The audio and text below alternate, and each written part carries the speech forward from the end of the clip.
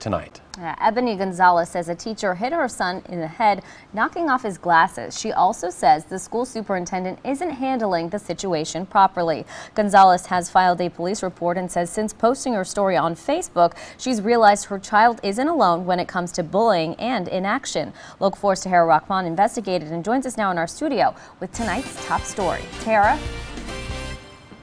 Jim, Tiffany, Kewanee's police chief tells me that their investigation is still open.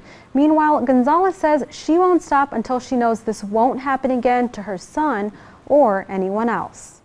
The teacher hit Curtis at school.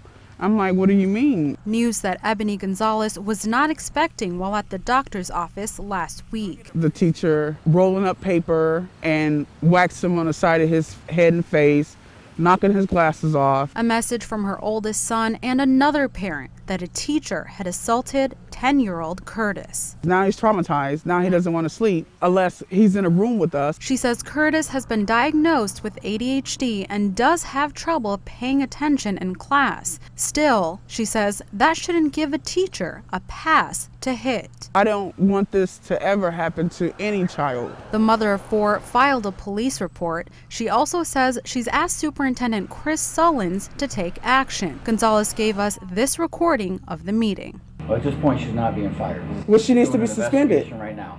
At this point, whatever we decide to do is punishment or whatever discipline is between the school and the teacher.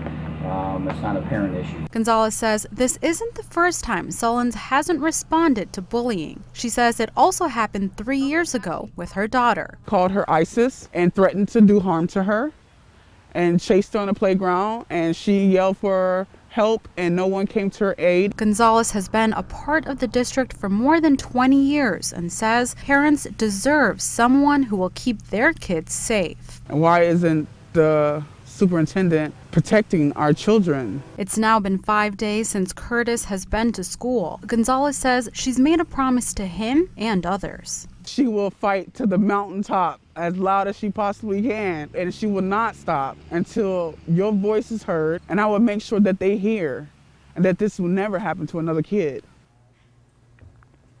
Now, the school superintendent says they've completed their own investigation, but he told me he didn't want to comment on the situation. In the studio, Tahira Rahman, Local 4 News.